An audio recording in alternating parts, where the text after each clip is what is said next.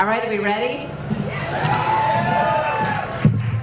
I'm Autumn Phillips. I'm the managing editor of the Post and Courier. Thanks for coming. I see a lot of new faces and a lot of familiar faces. We had this idea about 6 months ago that people might want to get together and drink beer and talk politics, and it was true, and even a little day drinking.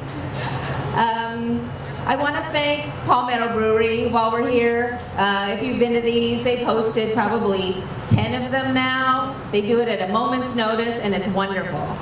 I'm going to introduce our political reporters who are going to be asking questions today. Jamie Lovegrove is in our Columbia Bureau. We have 5 reporters in our Columbia Bureau covering the State House and state politics. While other newspapers are cutting, we're adding reporters. Caitlin Bird, our political reporter here in Charleston. So she's awesome. Wow, they love you. They love Caitlin. And Jamie. Less so Jamie. But Caitlin. I'm cool with that. I guess I know whose questions I'll be focused on. I want to say one last thing about Caitlin before we start. I don't know if people saw it in last Sunday's paper, but we flew her to New Hampshire last week.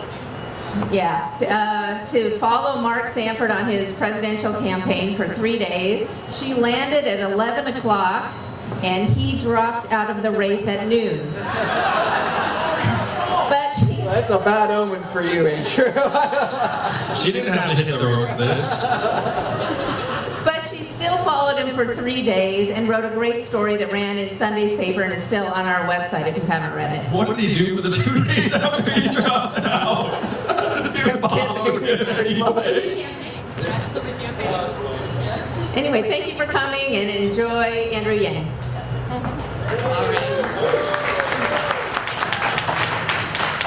Thank you guys so much for coming out. It's great to see you all here at the lunchtime hour. This is the first time we've done it at this time slot. Maybe we should do it more often. I'm going to go ahead and start by introducing the man of the hour, who clearly seems to need no introduction, but we're going to do it anyway. Andrew Yang is a tech entrepreneur turned Democratic presidential candidate.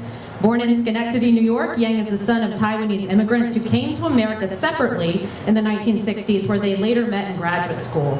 His father is a physicist, and his mother is now an artist. Yang attended Brown University and Columbia Law School, and like many entrepreneurs, he held his share of jobs, and his path has not been linear.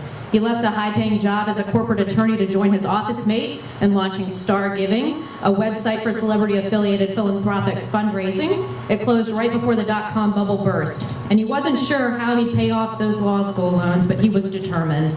From 2002 to 2005, he was the vice president of a healthcare startup. He would go on to become the CEO of a test prep company called Manhattan Prep, and in December 2009, the company was acquired by Kaplan for millions of dollars. In 2011, Yang founded Venture for America, and the Obama administration the following year selected him in 2012 as a champion of change. Despite having no political experience to his name, he has outlasted 10 Democratic presidential candidates so far.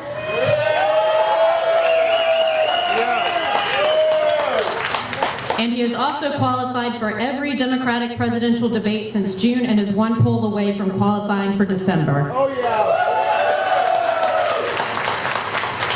He's running on multiple campaign slogans, including Humanity First, Make America Think Harder, which is cleverly abbreviated to MATH, and Not Left, Not Right, Forward.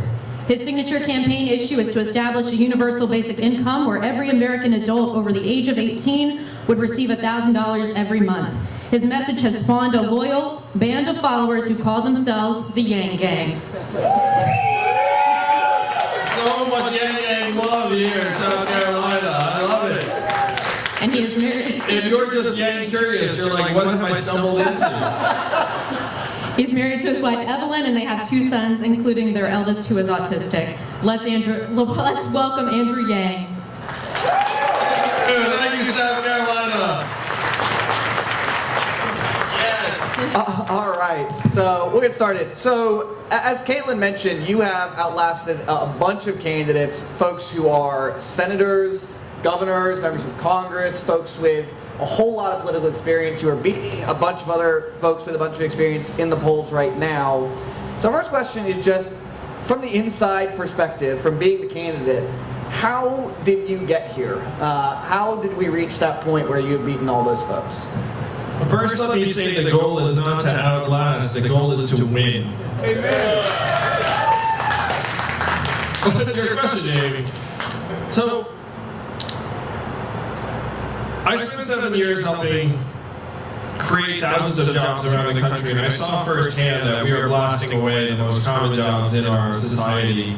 We got rid of 4 million manufacturing jobs that were primarily in Ohio, Michigan, Pennsylvania, Wisconsin, Missouri, and Iowa.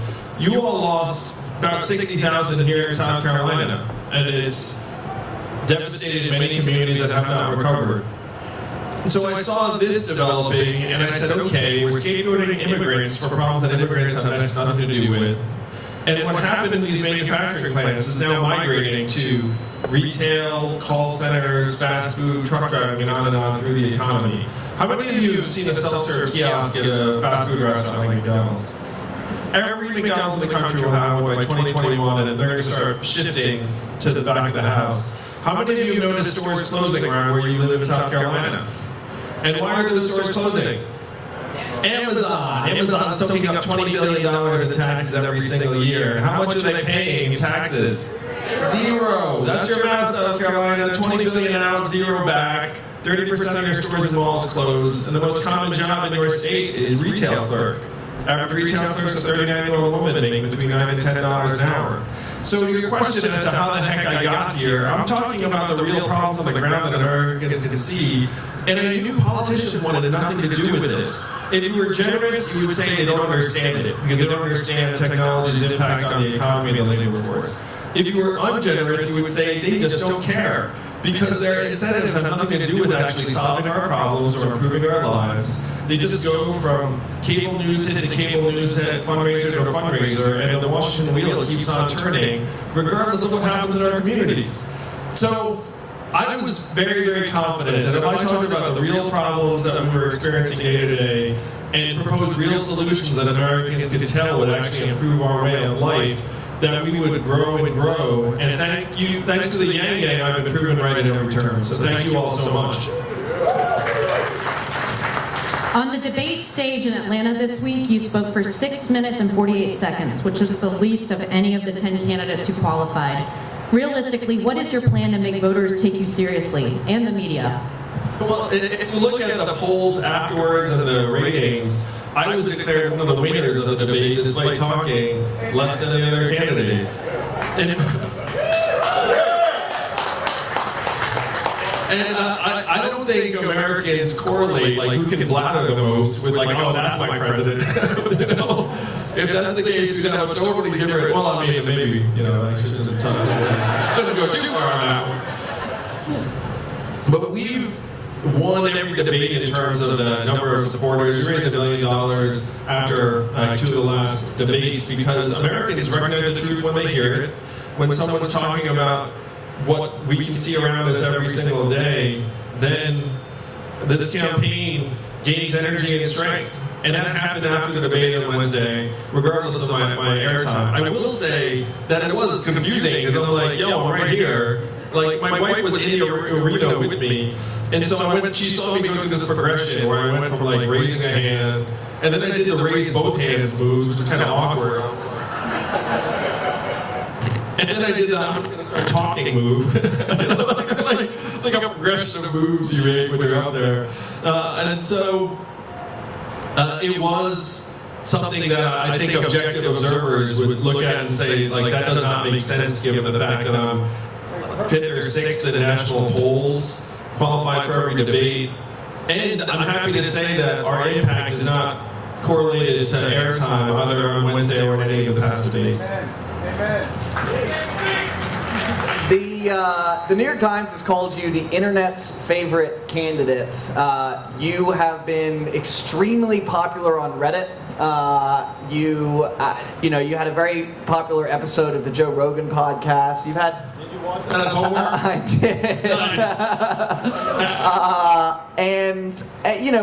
I'm curious whether you think that your candidacy and how far you've gotten would have been possible without the internet and the impact that availability to a crowd like this has made on politics and on campaigning in the 21st century. I owe a great debt to what you consider independent voices outside of the cable news networks and mainstream media.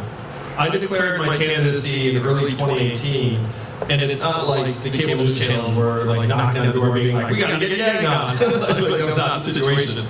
And so I sat down with various podcasters online and interviewers, people like Sam Harris and Steve Duggar of Freakonomics, and Joe Rogan, and The Breakfast Club, people that would have me out that had very, very wide listenership, but were from outside of the cable news bubble.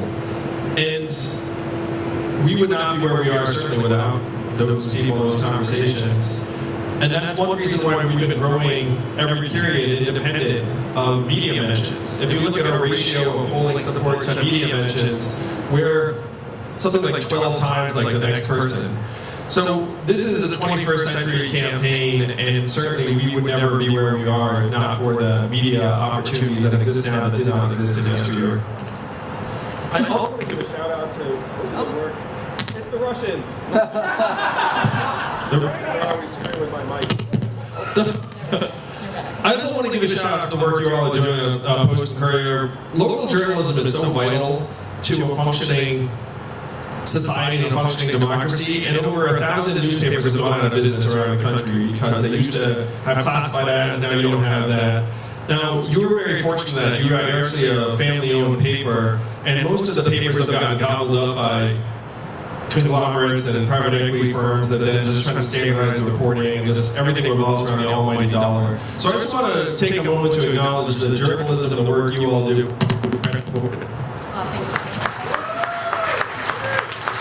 Appreciate that. In a way, you all are independent journalism. We are. Yeah, you are. Like that's a real thing. So thank you for that. Well, tell us a little bit about your time in law. You called being a lawyer in an article, quote, "the 5 worst months of my life." Why was that? Joking around because I've certainly had like worse times in my life, But I found practicing law to be a bad fit because my job seemed to be imagining the worst things that could happen incorporated into a document. So imagine you're like 24, 25 years old. It's like, why am I spending all my time thinking about terrible things? It's like, I shouldn't be trying to do something positive or build something positive. At that time, I did not fully realize how difficult it was to build something positive. It turns out sitting in an office, writing up contracts for big corporate transactions is a lot easier in some ways than trying to build a business or start a nonprofit or any of those things.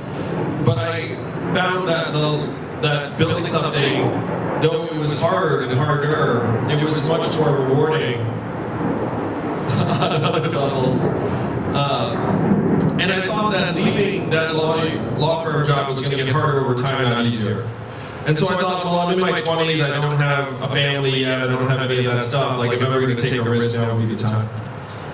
And for the first time, we're seeing that there are 3 Asian American and Pacific Islanders seeking a major party's nomination for president. Yourself, Senator Kamala Harris, and Representative Tulsi Gabbard. Now tell us, how have your own personal experiences as an Asian American man shaped how you approach issues of race in America? I'm very proud to be the first Asian American man to run for president as a Democrat. It's very exciting.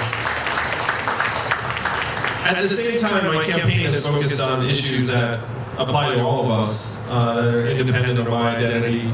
I think growing up the son of immigrants in this country, the skinny Asian kid who skipped a grade, who had braces, and they hadn't invented cool glasses yet, so I had like the big Coke bottle glasses, like walking around. I thought everyone's dad had a PhD, so I was like, what's your dad's PhD? And I looked the hard way, and I'm like, wow, that's like, I'll give you a PhD. Like, oh, what did I say wrong? So, I know, like, growing up, that kid certainly gave me some degree of empathy for people who feel like the odd person out, or the person who's on the sidelines. I felt like I was on the sideline for a lot of my childhood. Though what I say to communities around the country is like, I know what it's like to have words used against me, but certain groups of people in this country have something much harsher and more powerful working against them, which are numbers. Numbers are much more crushing and cruel than words. And so my background, certainly I think, has given me sensitivity to some sets of issues, but others, like many Americans, you can just sort of try and understand in the abstract because you don't know what that's like in your life. All right, so we're going to move on to a topic that we got probably 100 questions from the audience Loads of about. questions. 95% of the questions we got were about UBI. Yes. Yeah, freedom dividend. Which tests better, I understand. Yes, freedom dividend tested much better than any other name we had for it. There you go. So let's talk about this plan. If the first criticism a lot of folks who have not sort of studied the details of this will say is, if everyone's getting $1,000, including billionaires, including Donald and Ivanka Trump, how is that fair and progressive? What's your answer to that? Well, first let me say this is not an old idea. This is not a new idea, and it's not my idea. Thomas Paine was for it at the founding of the country, called it the citizens' dividend. Martin Luther King fought for it in the 60s, called it the guaranteed minimum income. And it is what he was fighting for when he was assassinated in 1968. It passed the U.S. House of Representatives twice in 1971. It was endorsed by 1,000 economists. And one state passed a dividend, where now everyone in that state gets between $1,000 and $2,000 a year, no questions asked. And what state is that? And how do they pay for it? And what is the oil of the 21st century? Technology, AI, big data, self-driving cars and trucks. What they're doing in Alaska with oil money, we can do for everyone in the country with technology money. So this is an idea that's deeply American and has been with us the whole time. And we're going through the greatest economic transformation in our country's history, the fourth industrial revolution. When's the last time you heard a politician say the words fourth industrial revolution? Just now. So, in this context, the freedom dividend becomes much more, not just reasonable, but necessary and inevitable. And so the question is, if you put $1,000 a month in everyone's hands, that has a huge impact on the 78% of Americans who are living paycheck to paycheck, or the 47% of Americans who can't afford an unexpected $500 bill. If you give people $12,000 a year, and that person's making $12,000 a year, that's like a game changer. If the person's Bill Gates, he wouldn't even notice. He'd like stick like a, try and like get another $1,000 in one of his accounts and have like zero impact. But the great thing is, if you put it into the majority of our hands, the money's just going to go right back into our communities every single day. It's going to be spent on daycare and car repairs and local businesses and local organizations. This is the trickle-up economy from our people, our families, and our communities up. It's not meant to solve every problem, but if you look at the Bill Gateses of the world, my system would have the Bill Gateses paying hundreds of millions of dollars into the system. So if you try and send Bill $1,000 a month, it doesn't matter. And one of the reasons why it's so popular in Alaska is that everyone looks and says, this is fair. Everyone gets the $1,000, and there's no, you get it, I don't. There's no stigma attached to it. It's just a universal right of citizenship that we all enjoy. But what about the criticism that, wouldn't the markets just respond accordingly? If everybody's pockets deepened by $1,000, why wouldn't that affect my rent? Why wouldn't that affect the cost of gas or these other services and things that people pay for? So there are three core sources of inflation in American life. Unfortunately, there are the three big ones that make us miserable: housing, education, and healthcare. None of these are really based around the fact that we have tons and tons of money. Like, why did college get 2.5 times more expensive? Is it because all the parents got rich? No. The parents here are like, no. The students here are like, no. Like, why are we piling it up? It's because parents feel like they have no choice but to pay. The business model of the universities is to keep on ratcheting prices up as they hire more administrators. Healthcare is the same thing. Prices only go up. They just keep passing costs along, and then you feel like you have no choice but to pay.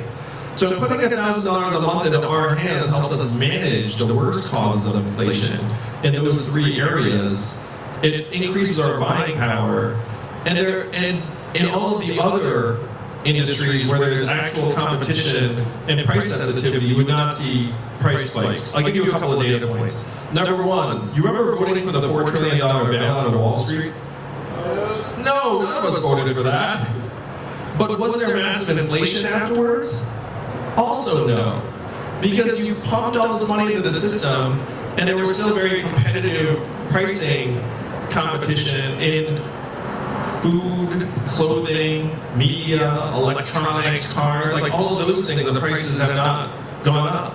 The prices have gone up in housing, education, and healthcare because of dysfunction in those markets, not because of buying power in our hands. If you put money into our hands, it actually helps us mitigate the worst of inflation. It does not increase it.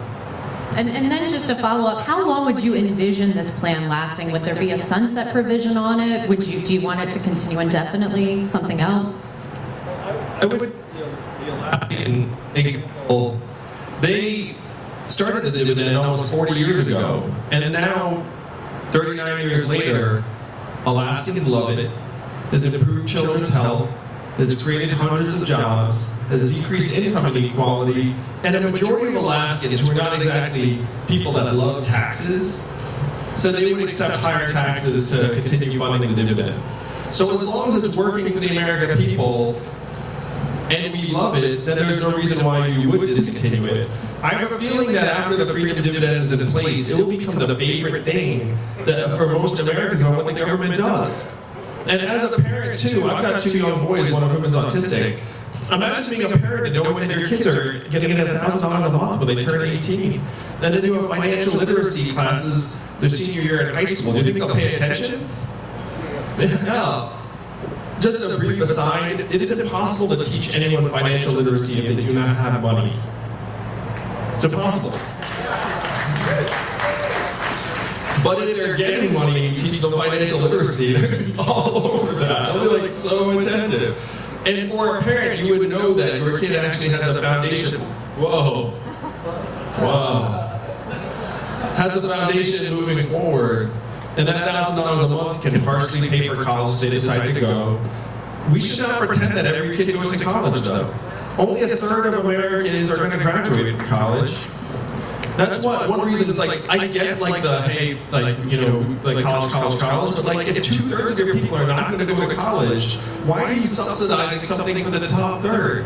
We need to invest massive resources in vocational, technical, apprenticeships, and trade schools.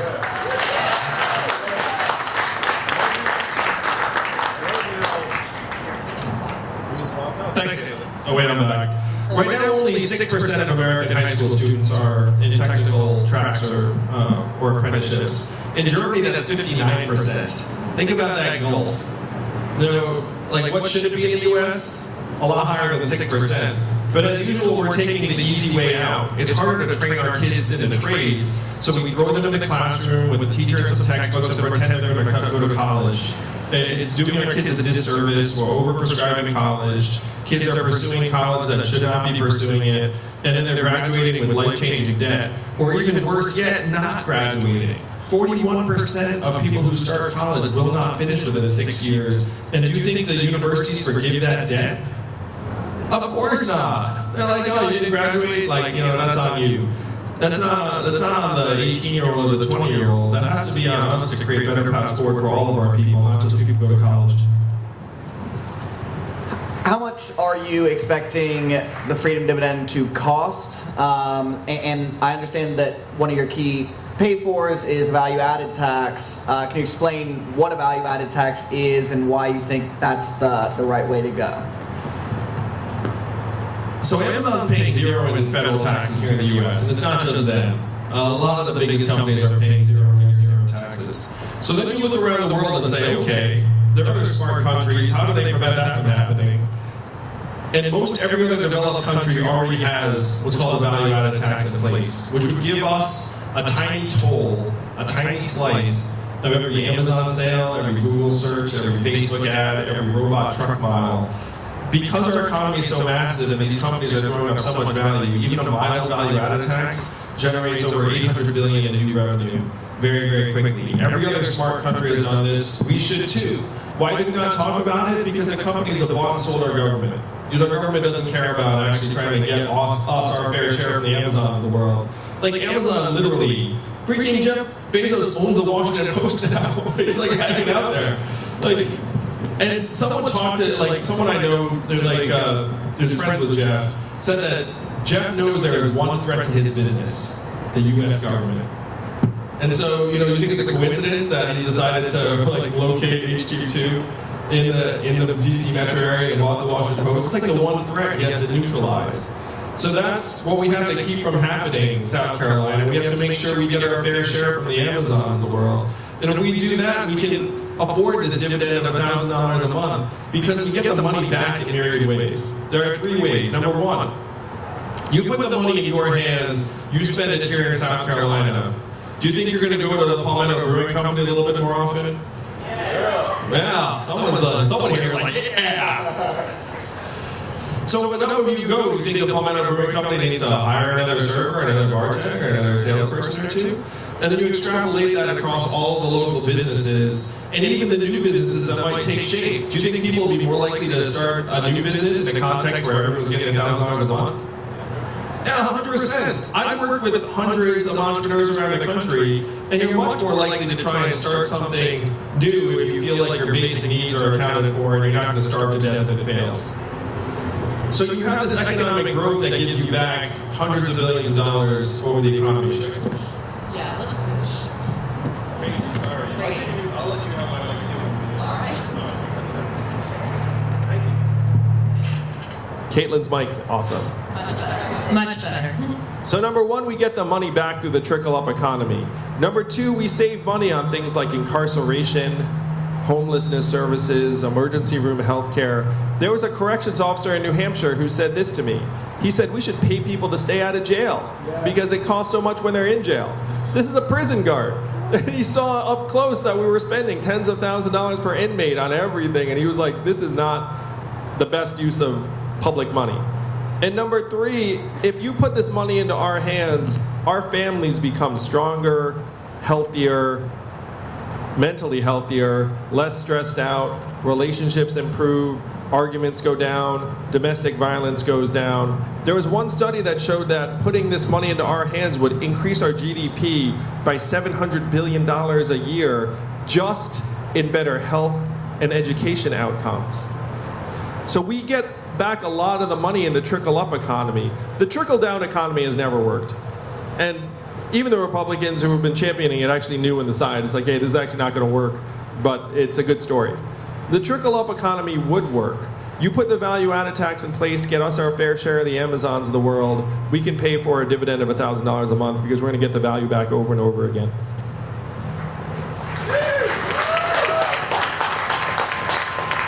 So the rationale for this is in large part based on sort of a prediction of where the economy is going. That we're going to have massive technological unemployment. You talked about kiosks at McDonald's, truck drivers being automated out of their jobs.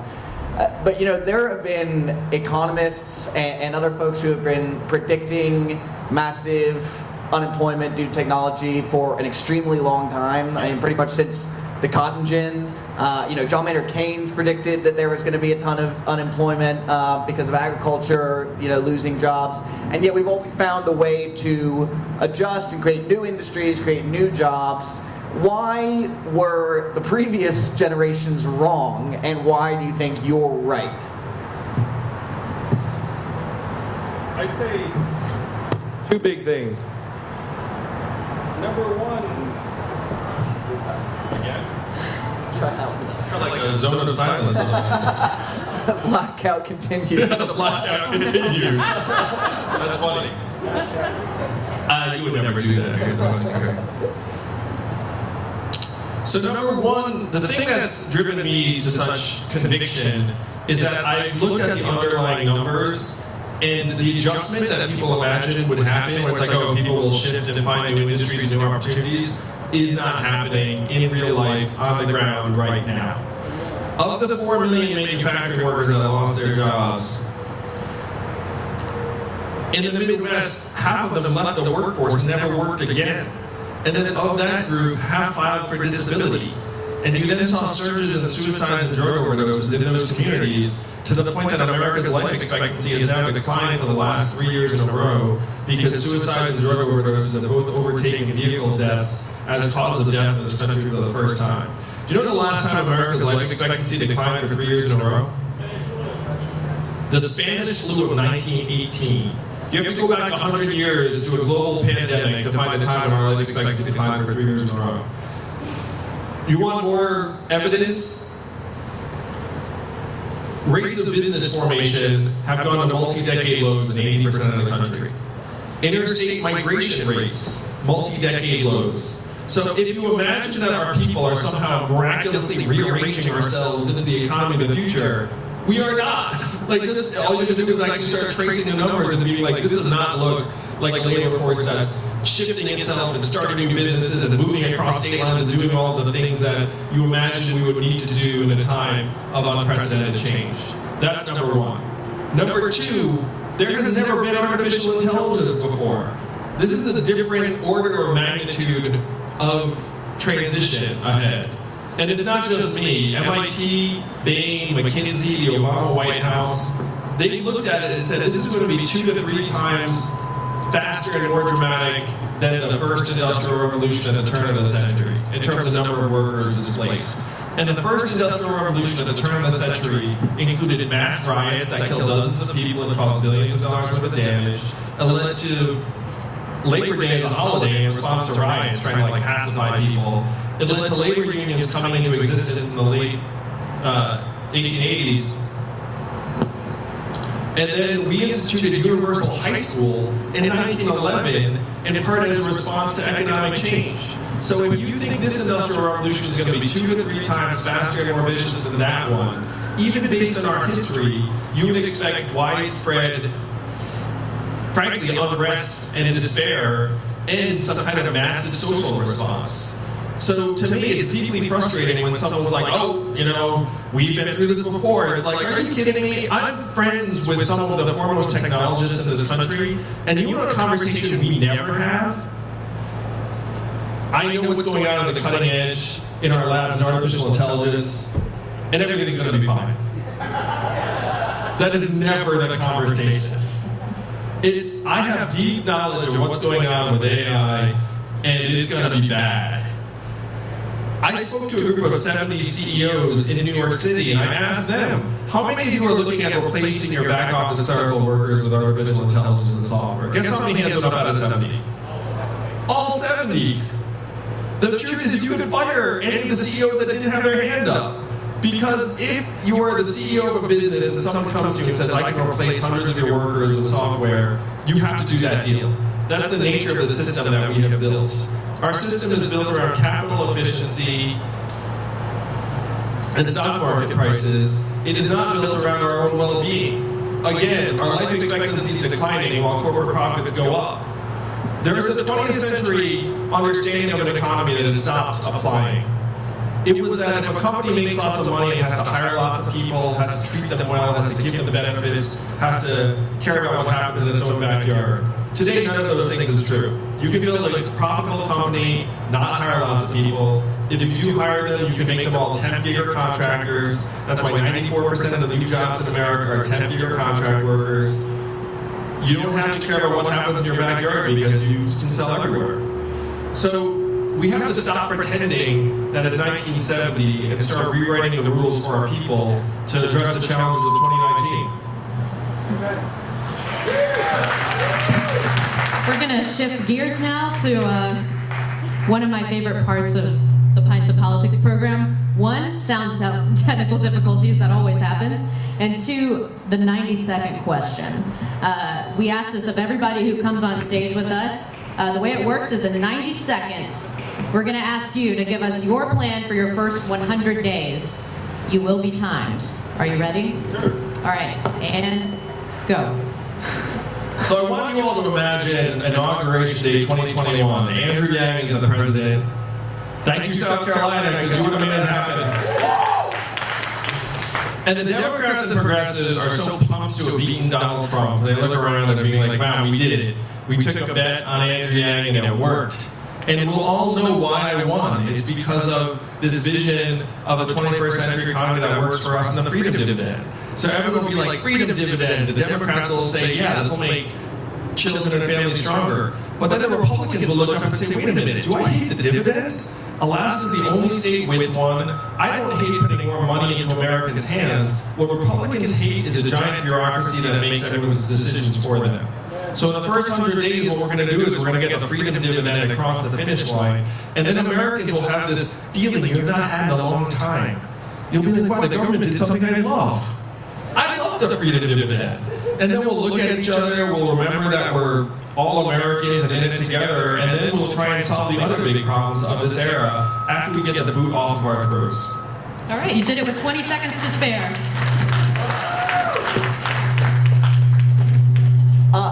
Deval Patrick getting into the race has spurred some criticism from Democrats about the private equity industry.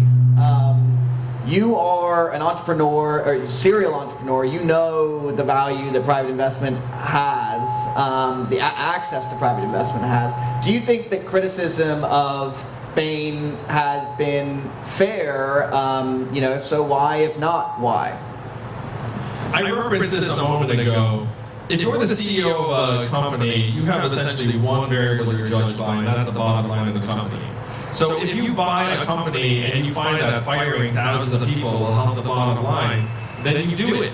And that's essentially the private equity playbook. That's why people are angry at private equity firms, is that their playbook is, I buy a company, I strip out the costs, which are generally people, I repackage the company, pretty it up, and then sell it to someone. Now, can you be angry at Bain for doing this? It depends upon who you blame for the incentives of our system. No, if you think our system is messed up, which it is, and we need to rewrite the rules so that it's not corporate profitability that guides us, but our own health and well-being, our mental health and freedom from substance abuse, how our kids are doing, how clean our air and water are, that will be the new GDP under my administration, and then we can get the measurements right so we can move in the right direction. But if you look at a private equity firm that was operating under just this one variable system, you can blame the system, you can blame the individuals involved. The way I would think of it is that they're mercenaries. And it's like, do you hate mercenaries? It depends upon your point of view. But I wouldn't blame Deval. I would blame the set of incentives that have made it so that one of the main ways to get rich in this country is buying and selling other companies and firing the staff.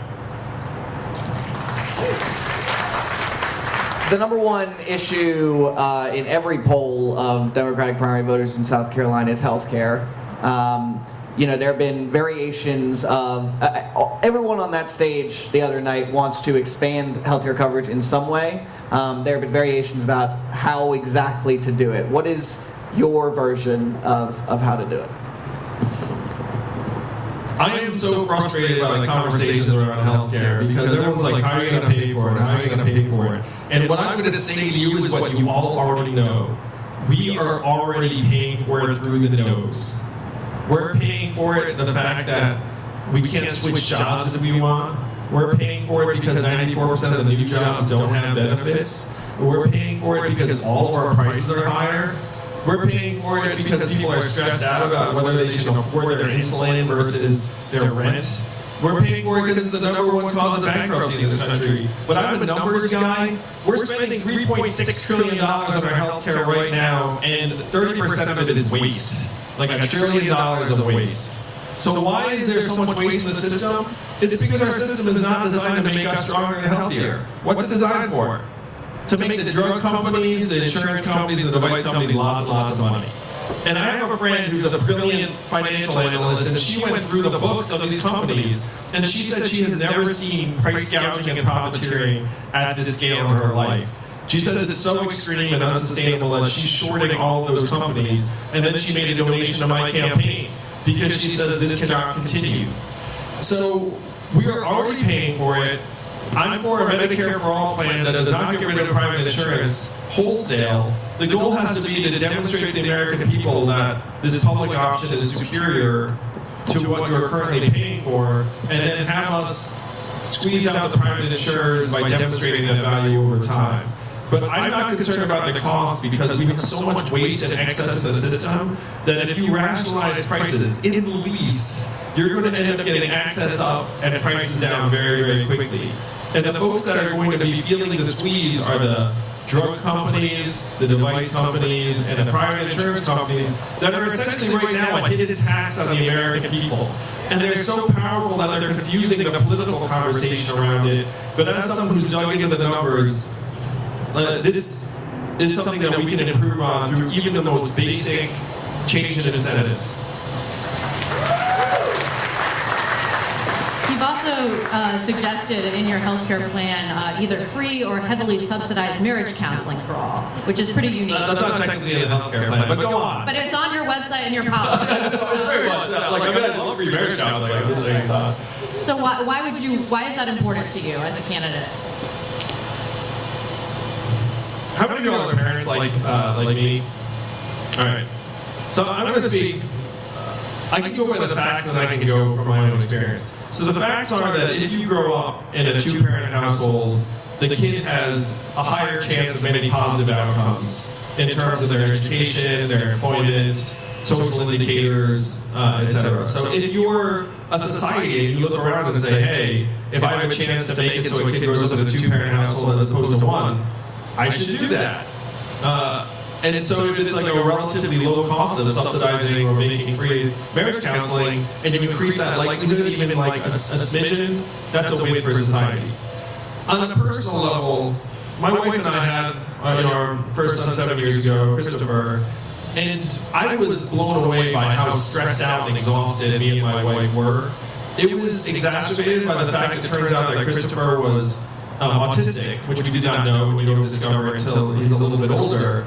But I remember thinking, when we had our second son, Damien, I was like, I knew it was not normal for a kid just to wake up and start screaming. Because Christopher would wake up and just scream as if he was just very, very upset at the world every day. It was very, very stressful. And so my wife and I went through this journey together, and it tested us as individuals, it tested our marriage. And we were very, very fortunate in the scheme of things where we had some family around us, some support, there are two of us, and the rest of it. So I could very easily see families that get torn apart. Or people that maybe had a kid together but weren't married, and they're trying to make it work, and then the barriers and the stress become too high. And then, the storm passes because your kid gets a little bit older and stronger and more mature. It's actually 2 years, I think. By the time they turn 2, it starts to normalize a little bit. But those 2 years destroys families. 2 years destroys marriages. And so if you can help a family manage that time and then keep them together, that's a multi-generational win. And if there's a way we can make that happen as a country, then we should do it. Moving on to another political issue of the day, Congress has effectively done nothing on immigration for the last 40 years. What is your plan to not only address it, but to do something about it? I'm the son of immigrants myself. I believe immigrants make our country stronger and more dynamic in myriad ways. And my father, as I think you said at the open, Caitlin, he came to this country and generated 69 U.S. patents for GE and IBM, which I think was a pretty big win for the country. And I remember when I was a teenager, I was old enough to figure out what a patent was, and I was like, hey, Dad, how much do you get paid when you generate a patent? And I was like, ooh, it's going to be a lot of money. And then he was like $200, $300. And then I was like, what? That doesn't seem like enough. And then he said, I also get a salary so I can feed, house, and clothe you and your brother. And I was like, oh, okay, I get it. Anyway, we need to create a path forward for people who are here and undocumented in this country. Right now, it's an untenable situation because we're pretending we can deport 12 million plus people, which is insane, would destroy regional economies, would separate families. It's a non-starter. So then you say, okay, what are we doing now? And as you suggest, there's been no movement. Traditionally, this was a bipartisan issue. Marco Rubio and other Republicans said we need to have a path forward for people who are here undocumented. Lindsey Graham. Lindsey Graham, too, yeah, that's true. So we need to create that path forward, essentially have a new status for people on the path to citizenship. And then over the long term, if they pay taxes and are positive communities and avoid criminal records and pass certain checkpoints and thresholds, then eventually they become citizens of this country over time. I do want to say at the same time we do have to enforce the southern border. This is not like an open border situation. Like, you're a country that needs to have a balance, and we're a country where a lot of people really want to live, and so you need to have some kind of structures and laws and boundaries. Now, at the southern border, here's the problem, really. Our southern border is very porous, it's very hard to protect, and it's very hard to staff. We paid Accenture $13 million to help hire people at the border. Guess how many people they hired with $13 million? 2. You can look that up. It's so dark. The fact is, when you get down to the border, you're in the middle of nowhere, it pays less than other roles, the work is miserable, the turnover rate is sky high. And so we can't protect the border in a real way. And then we're left with these terrible choices where when people show up and request asylum, your choices are either to detain them in inhumane circumstances or let them walk free and say, come back in 15 months when their hearing is. And of course, after 15 months, they don't come back. And so we have this system that's not working for anyone. We have to actually put some of the resources to work, and if it's not going to be people, because it turns out no one wants to do that job, then we have to find other ways to secure the border. All right, so you have, like most candidates, spent a lot of your time in Iowa and New Hampshire over the last, I guess, 24 months now that you've been running. Yeah, I've been to Iowa and New Hampshire 22 times each. Yeah. So I joke that they're like my kids, where when you visit one, you have to visit the other. So we're the neglected third child over here that you have visited a few times. Oh, don't put it like that, Jamie. Don't feel like a terrible parent. I didn't know about the third child. I just recently found out. I'll make up for lost time. There you go. You have been here a few times. I think there was a fun jazzercise video of you down in Beaufort. Oh my gosh, the Cuban shovel! Wow. That was such a happy accident. I had no idea that would go viral. So, how important, so South Carolina is the first state in the primary calendar that has a majority African American population, whereas Iowa and New Hampshire are very white. So it is really a test of how candidates can perform with a more diverse voting population, which is much more reflective of the Democratic electorate nationwide. What role do you see South Carolina playing in your campaign strategy right now? We've seen a great wave of support here in South Carolina, despite the fact that I have not spent as much time here. So we're excited to spend more time here. We have an incredible team here. I don't know if Heidi's anywhere we can point to Heidi and Jermaine, and there's Jermaine. Jermaine Johnson. So we're going to invest more time here in South Carolina, in part because this state does represent a broader cross-section of the American people than some of the other early states. And it's one reason why you all have outsized importance. I was joking earlier, do you know how many Californians each of you is worth? About 250 each. So your votes are going to matter a great deal to who wins the nomination, in part because of the diversity here. And we've been investing in reaching people of color and people of different backgrounds to a higher degree. We need to do a lot more work, but we're doing more. Oh, okay, good. I was worried I was in the cone of silence. The impeachment inquiry is taking center stage right now in Washington and around the country. Based on what you are seeing, do you think Congress should vote to impeach President Trump? Yes or no? Yes, they should vote to impeach Donald Trump, but we should not have any illusions. There's not a single Republican that's crossed party lines to say that this is the right way to go. The odds of impeachment actually going all the way through and removing him from office strike me as vanishingly low unless you see a change of heart on the part of dozens of Republican senators, which does not seem plausible at all. So to me, our goal has to be to paint a positive vision and a new way forward for the country that gets people excited. And what I've been saying is that when we're talking about Donald Trump, we are losing. That includes when we're talking about impeaching Donald Trump.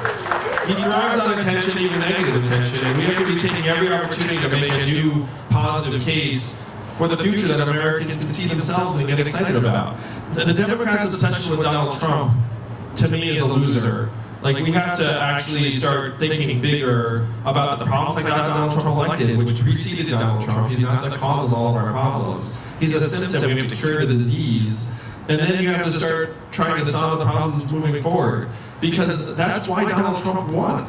The reason Donald Trump won is that tens of millions of Americans decided that taking a bet on the narcissistic reality TV star was the right way to go. Because they felt like our government has completely fallen way behind the curve and actually responding to us. And then the feedback mechanisms are broken. It's like, well, it can't get much worse, I'll take a chance on Donald Trump. So the Democrats to me are taking the wrong lessons and message from that. Like, that to me is like very, very deep soul-searching type stuff. It's like, what the heck just happened? Like, and so then you have to look and say, what have we been doing that has not been enough? And the fixation on Donald Trump prevents that process from happening. All right, so you just I will also say, I've been campaigning this whole time. Do you know how many questions I've gotten about impeachment from a voter?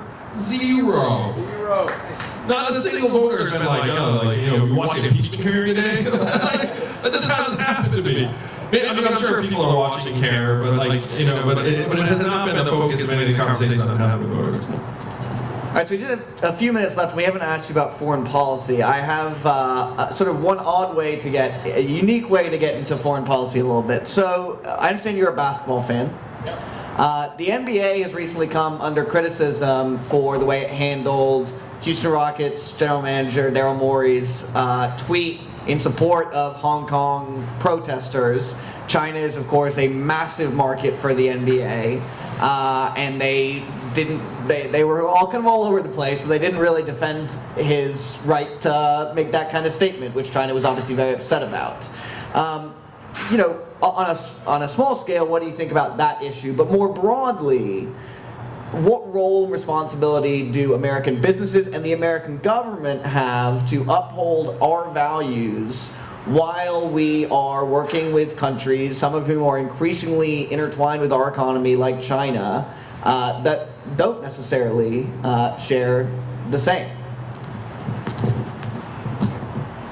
I was thrilled that the Senate unanimously just passed the Defense of Hong Kong and Democracy Act that would punish people who are involved with punitive action against the Hong Kong people. Like, the American people agree that Daryl Morey was right when he said, I stand with the people of Hong Kong. And you know who's wrong on this? The government of China. If the government in China had done nothing, you know how many people would have seen that tweet? 10? Like, you know what I mean? It's like, oh, Daryl Morey said it. Like, who cares? You know? It's like, it's just the Chinese government's hypersensitivity to anything that's like poking at issues that they're sensitive to, and then they like freak out. They like, you know, ban the rockets. They like kick the NBA out. They do all these things. To me, this is a very short-sighted move on the part of the Chinese government. I said at the time, I was like, this is a really dumb move on the part of the Chinese government, because like, if you ban the NBA in China, you know what would happen? Chinese people would find a way to freaking stream those games. Like, you know, like Chinese people would find themselves some NBA games, and while they're finding themselves some NBA games, they probably find themselves some other things too. Like, so this to me was just really painfully backward on the part of the Chinese government. But it's a sign of their priorities. The Chinese government has two priorities. Number one, maintaining robust economic growth. And then number two, maintaining social order. They're doing reprehensible things to some of their ethnic minorities that are even worse than what's going on in Hong Kong by an order of magnitude. So to your original question, there are problems coming down the pike. I will say, this is as an avid NBA fan, we should be less concerned about whether a Chinese person in a rural province can watch an NBA game than by the fact that they're about to lap us in artificial intelligence because they have access to more data than we do, and the government is subsidizing AI to the tune of tens of billions of dollars. You know, it's like, that's like the real stuff. Like the NBA stuff, I love the NBA, I love basketball, but I mean, like even I recognize in the scheme of things, it's not that big a deal. I will say that someone in Hong Kong said something that really struck me, and he was right. He said, you all fought for freedom of speech, and now you're letting the Chinese government dictate what you can say on your own soil.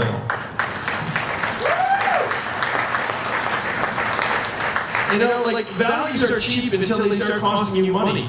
It's like the NBA is like, oh, we're a champion for social progress, unless it costs us money. You know what I mean? It only shows what you stand for when there's a cost involved. When there's no cost, it's easy to be brave. All right. We're coming up on the end of our program, and we're coming up on the portion that we call the lightning round. So we've got some quick fire questions for Mr. Yang, and then we will let you have the final 2 minutes. So take it away, Jamie. All right, LeBron or MJ? Oh my God. Go inside. I would say MJ right now, but there's a chance that, LeBron's career's not done, so, who knows. I'll also say LeBron on a social impact level is above MJ. Because what he's done with his school in Akron is amazing. The fact that he actually speaks out about issues is next level. So on that level, I would say LeBron. Which internet meme is your favorite and why?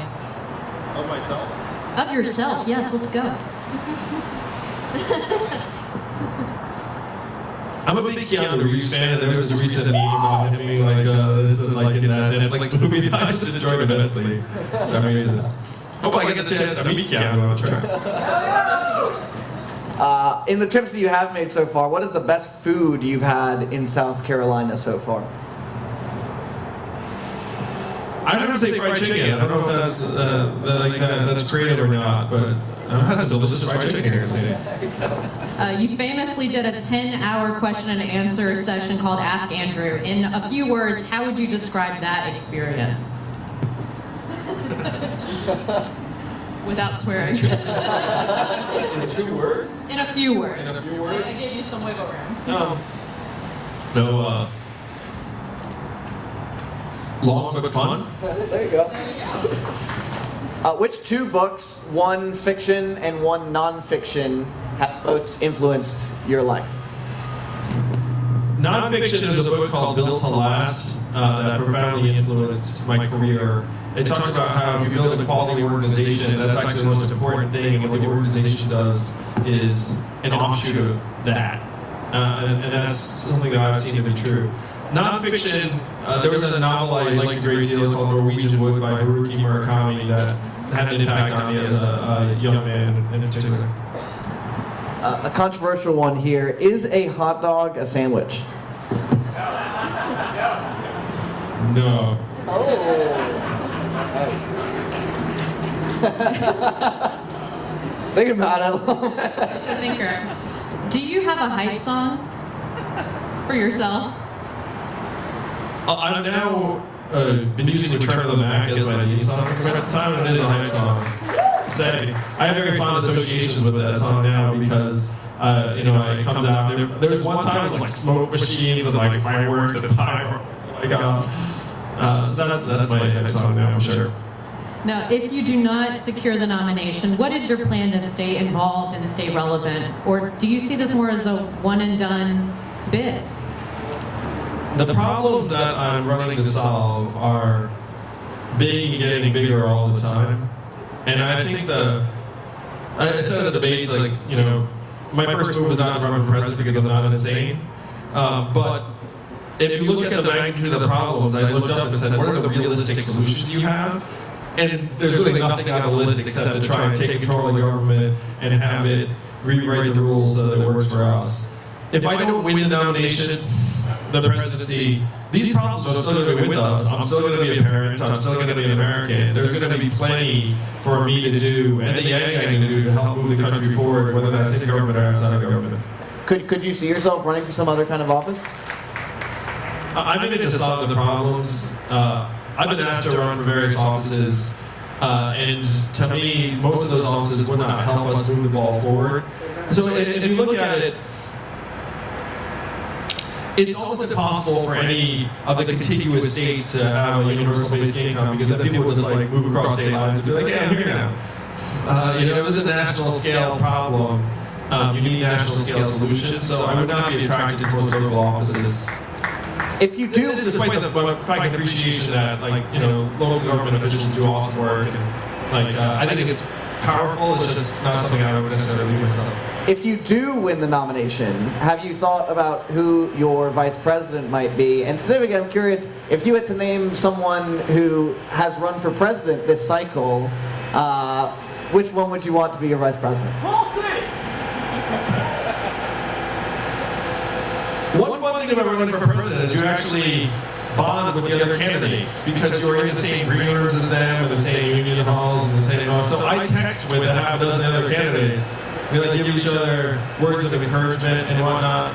I've not settled on a running mate yet. I would prefer to have a female running mate because I just think that would be really good for the country. But when you're building a team like this, so much of it is around a degree of trust that you have with someone who's going to be a partner at that level and who could be the next president. So I'm allowing those relationships to continue forming and building, but I'm glad to say that there are a number of people that are in the field that I believe I'll be working with in the days to come. All right, and the final question of the day, we mentioned that you are very popular on Reddit, so we feel like we have to ask the ultimate Reddit question. Would you rather fight 1 horse-sized duck or 100 duck-sized horses? 100 duck-sized horses. Explain. I think their ducks size, they're relatively low to the ground. And their hood also is like not that high, and so like I feel like you'd have a better chance of trying to keep them low and keep the damage restrained to like your ankles. All right, and with that, we really appreciate everybody for coming out. Thank you so much. Andrew will stick around for a little bit, I hope, so you can hang out with the Aang Gang a little bit. Thank you very much. And you've got the floor if you want. 2 minutes. Thank you, South Carolina. I love you. We cannot fix the problems without you taking the future of the country into your hands and letting the rest of America know it's not left, it's not right, it's forward, and that is where you must take us in 2020. Thank you so much. I love you all. Looking forward to this.